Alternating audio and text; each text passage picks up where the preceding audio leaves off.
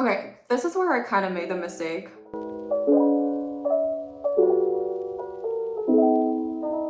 Hi guys, welcome back to my channel. This content is a little different from Middlebury, but it is sort of relevant because it is about housing, and I know college graduation is just around the corner for Feb graduates. For people who are just new to housing, it's important to look and figure out the preferences. And as someone who is somewhat high maintenance and has pretty much a set list of the standards that I need for my lifestyle, I figured I could walk you guys through the 6 places that I have seen in the past 3 months before finding a place that I'm living in right now. But before I begin, I just want to preface to you guys that I graduated about 3 years ago, and I lived in a suburban area for a bit over 2 years up until recently, like 2 weeks ago. I was in Menlo Park to be really close to the office, but now I figured it's about time to be in a city because I'm still young and I really miss that city life because I found myself pretty much going up to SF every weekend or every other weekend. So at that point I was like, you know what, I'm just gonna move up to SF. The thing is, I would have to find a very safe neighborhood because I have a car, and SF is pretty much very well known for nonviolent crimes, especially car break-ins. I'll show you guys the 5 places that I saw and then the place that I finally went all in for. The budget is, I would say, a bit friendly. I think especially right now with the base being like 6 figures, from what I understand, for corporate jobs, it's pretty budget friendly. And the one caveat would be, across all these places, there's no in-unit laundry. Sometimes there'll be laundry in building. Other times it would be coin-op laundry or just no laundry at all in the building, in the sense that you have to do coin-op or other kinds of laundry outside of the unit, let alone the building. I was looking at 2 main neighborhoods, which are the Marina and Richmond. So Richmond is pretty big. It's pretty much the same width of Golden Gate Park, and Golden Gate Park is huge. I don't know in terms of the miles, but it's literally covering like half of SF in terms of the width. And particularly I was looking at Central and Inner Richmond. I thought Outer Richmond would be a bit too much on the west side of SF, which would be very gloomy because of the climate. I'm very prone to mood swings, especially dependent on the weather. So I wanted to avoid that as much as possible. I would say the first half of the places that I saw were based in the Marina. So here we go. I was looking at top floor studio or 1 bed only. The whole reason I moved out was that I could hear people stomping upstairs or playing guitar, and it was very just irritating to my ears. The bathroom is very vintage. It's giving SF vintage vibes, which is fine. And I like that there was a bathtub separate from the shower head, and the shower head was pretty much new. And the bathroom itself was pretty spacious. I love that the closet was spacious as well, with a lot of storage. 1, 2, storage. 3. Wait, out. 1. And there are 2 ways to get out. This one is also pretty traditional to like SF apartments. You have this little nook to store things.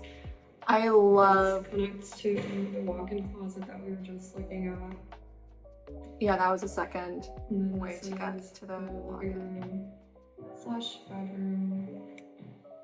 I love this living room. It had such great views, Very quiet. open views, like, yes, and it was very quiet.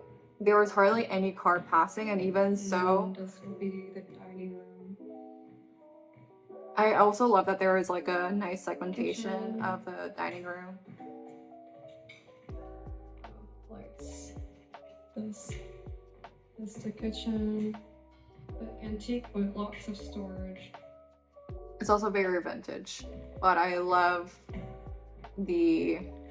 And then this is like a signature old apartment with the...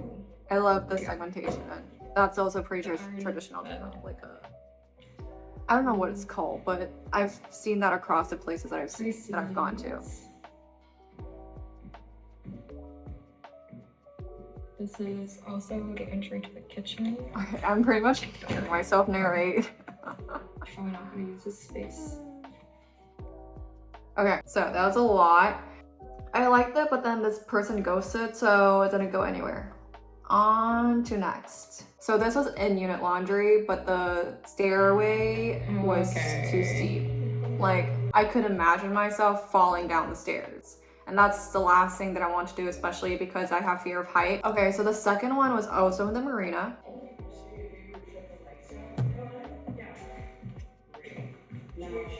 Ah, okay. I love the walk-in closet. Yeah, that's the one. Lower the volume. I love that the bathroom was recently renovated. You can pretty much tell that it was like almost brand new.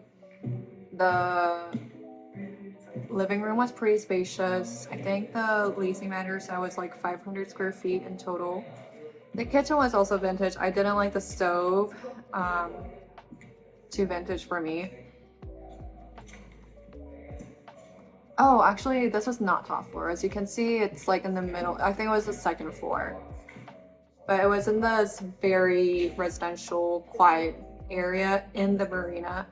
So I loved the neighborhood. It was easy to find street parking as well. The application process was a little bugging to me because this person requested a lot of things manually. It was very old school. It was basically a scanned PDF. You had to write text all over, which was fine, but it was just like, it's a lot of work. And I think like if you're dealing with tenants, I think there is a much better way to handle this. I would say the application process was what really discouraged me from wanting to live in this place. As you can see, the first two places pretty much were a no-go because of the slow application process or the ghosting from the end of the leasing manager. So make sure that you are talking to someone who is proactively communicating with you, because down the road, if there's anything that needs to be fixed in your unit and that person is MIA, you can't contact anyone. The third one is also in the marina.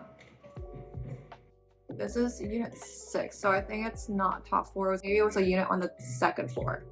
The sink was a little too small for me. I didn't quite like that.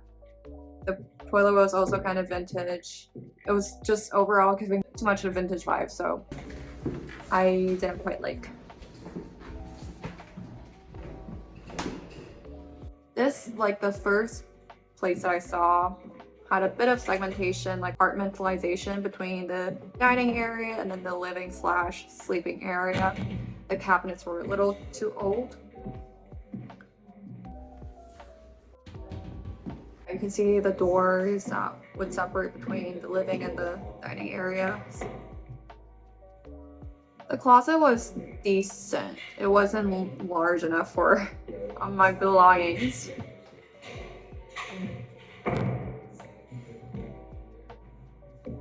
It's like sort of on a busy street or close to a pretty busy street in the marina, and so I thought that there would be hardly any chance for me to easily find street parking. So this was a pass. This one, I really like this one. The entry was a little bit weird. It was very transparent, like it was opaque, but at this point I would just want like an actual door. Like I don't know if it's like a feng shui kind of thing, but like but I love the kitchen. It's recently renovated. I love the cabinets, the stove, amazing.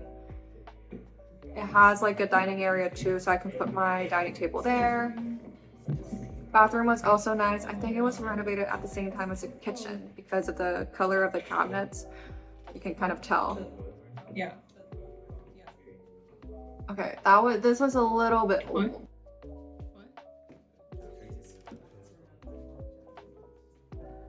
Okay, that's me and my coworkers talking about how I love Toto, like the toilet, but also the F1 fence director. Okay, the living room was spacious. It was top floor studio, open views. right next to the Clement Street, so you can easily walk and do your groceries and just run errands, which I love. Yeah, this is an awesome area. This is an awesome area. Okay, this is where I kind of made the mistake. I put my net pay instead of my gross pay.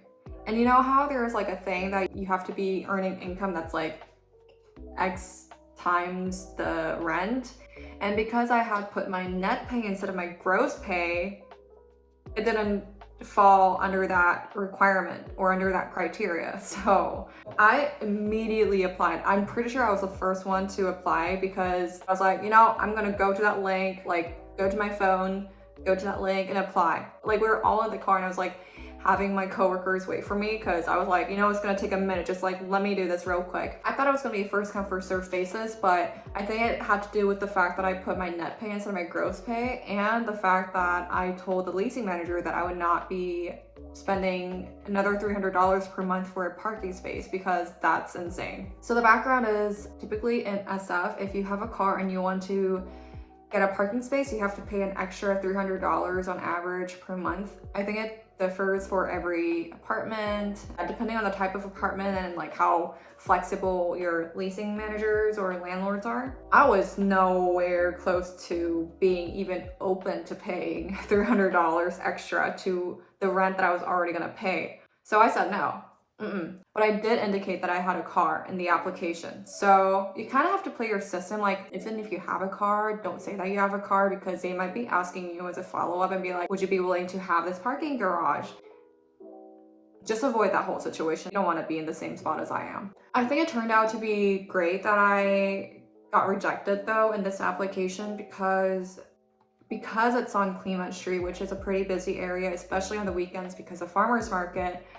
I would not be able to find street parking easily. So in retrospect, it was a good idea. This one is, let's see. Oh my God, this one. This is also in Richmond, but in central Richmond. I love the walk-in closet, it's spacious. It wasn't really walk-in closet, like it's literally just like one, and then you can really even walk in the closet. But that's the whole purpose of a walk-in closet, so it kind of defeated the whole purpose. I felt like it was wasting a bit of space there, just by having that wall that would separate between the closet and then the living area. The bathroom was okay. Things were kind of small for me. And then the living area was like a little small for me too. I think all in all, this space was just small. The street parking was pretty easy for me when I was coming out to the space. But you can see that little dent over there in the kitchen. That was a little bugging. The stove was relatively modern or new. Big countertop. I love the faucet. It's top floor studio, so you have pretty much open views like the last place that you saw, and it's nice, but small and like half modern, half vintage. That was like kind of like iffy.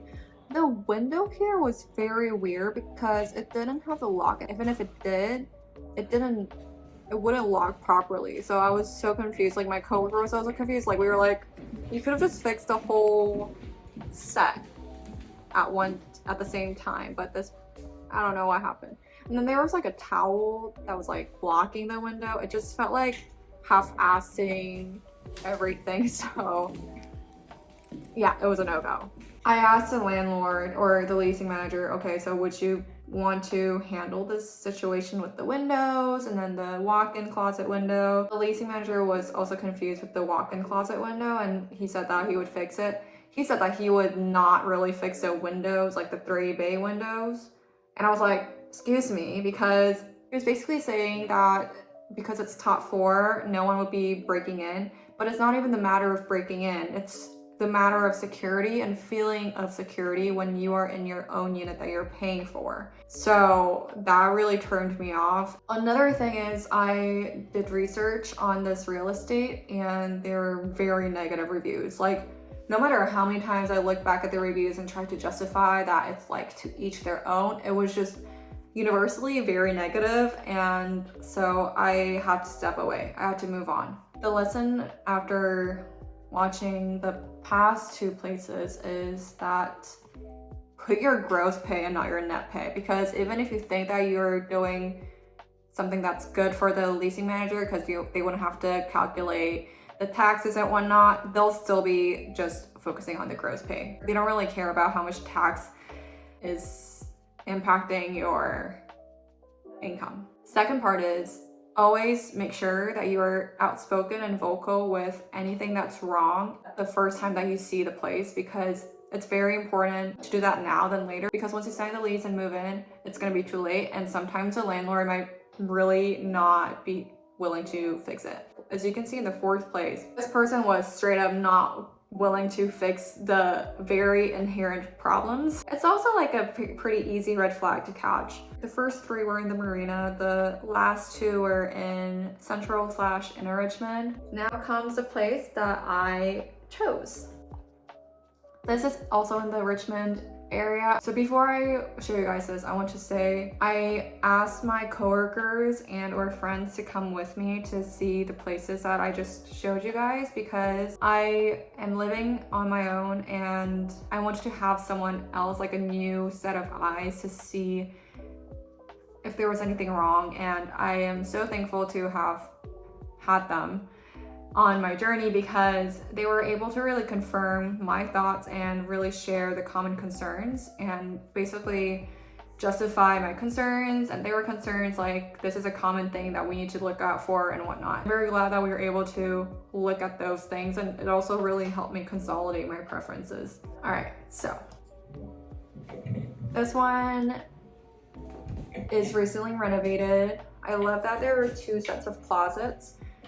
One that's right by the entry, and then the other one that's right by the living area.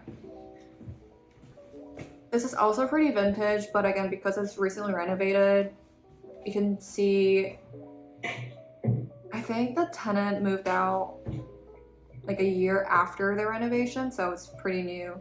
The tenant apparently put that new shower head too.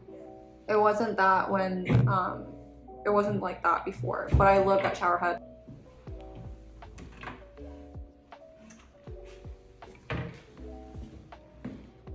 The kitchen I love, the stove I love, the cabinets I love, the color amazing.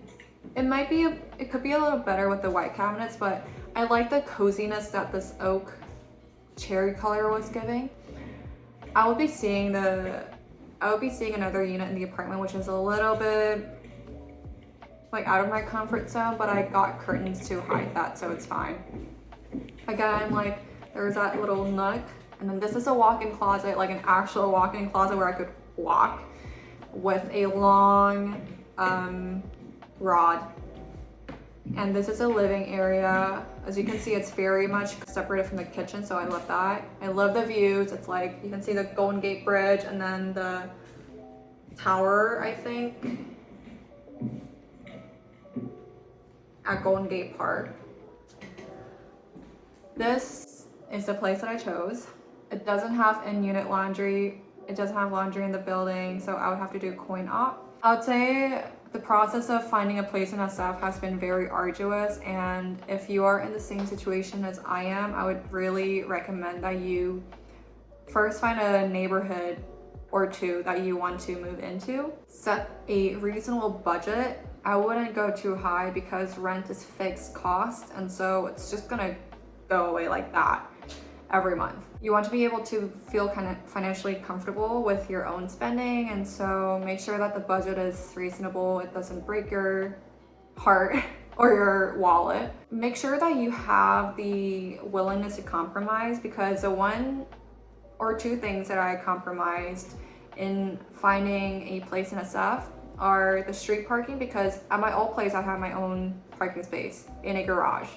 But this time around, it's street parking outside, no security. Second one is laundry. At my old place, I had shared laundry space, like inside the building. So I had a sense of security and I had a sense of comfort because I just had to do it inside. This time, at my new place, I would have to go outside with my laundry bag. And so those are the two things that I decided to compromise. And that's something that you might want to think about as well. Last thing that I want to point out, which is as important as the two previous points that I just mentioned, is whether you're willing to live alone or with your roommates. And those roommates could be strangers, those roommates could be friends from college or acquaintances from college or outside of college. We don't know. But I would say just make sure that you know if you want to live alone or with some other person or people, because last year I had gone through this whole process, but with the intention of living with people, with roommates, because I felt I was feeling a little lonely. So I needed someone that I could come home to. But then I realized I actually love being alone, like living by myself, because I love having the whole space to myself, having the whole space to cook. I love having no sound.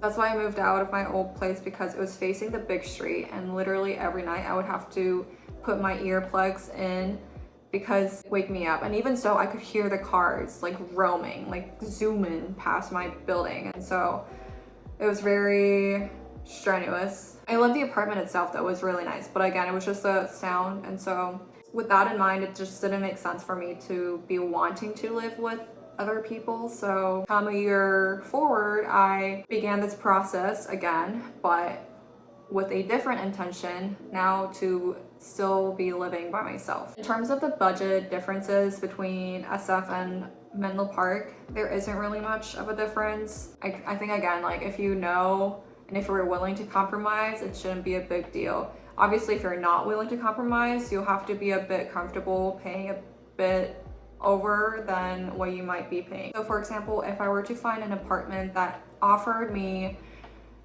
a garage space and